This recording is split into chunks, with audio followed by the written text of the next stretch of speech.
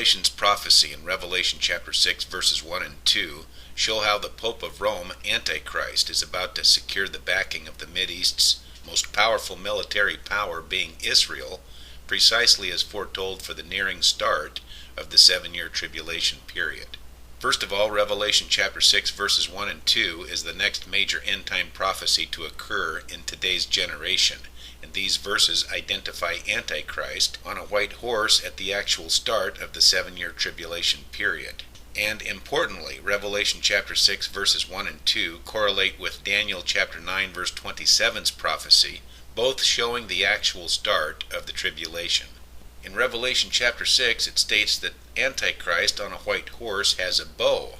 and the fact that he has no arrows shows he will not be a military leader. In fact, Revelation makes it perfectly clear later that the rider on the white horse will be a false prophet with 2 horns like a lamb, as specified in Revelation chapter 13 verse 11, meaning the false prophet will be the greatest religious impostor of Christianity ever. And obviously, history proves this to be the popes of Rome, starting with Urban I in 222 AD, who was Rome's first religious leader called the Bishop of Rome. But here's the key fact I'm focused on right now, and that is that since Revelation chapter 6 verse 2's writer, being Antichrist, the Pope, has a bow,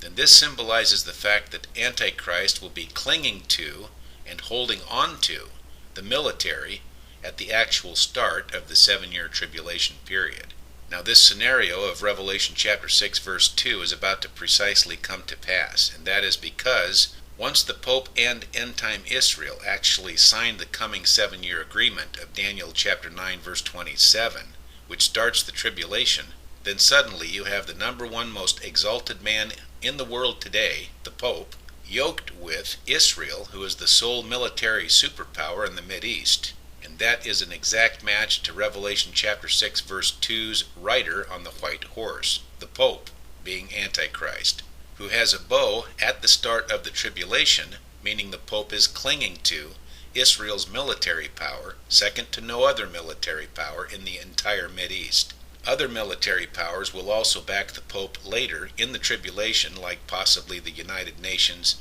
and of course the European Union. And so prophetically, what's coming at the start of the 7-year tribulation, when both parties, the Pope and Israel, bind themselves together in a 7-year agreement, then suddenly the current world threats we see today in the Mideast, like the ISIS terrorists and Iran's nuclear threat and the other terrorists surrounding Israel, like Hamas in the Gaza Strip and Hezbollah in Lebanon and Al-Qaeda in Syria, will be suddenly placed on public notice at the start of tribulation, that they had all better think extra long and extra hard about making any decisions contrary to the 7-year agreement, and think long and hard about taking actions militarily towards Israel, since that would give Israel a legitimate right to respond with overwhelming force. And as the world news has reported, Pope Francis has already come out numerous times in the last several months or so, since August of 2014, expressing his clear view to the world that military force is a definite option to stop the ISIS terrorists.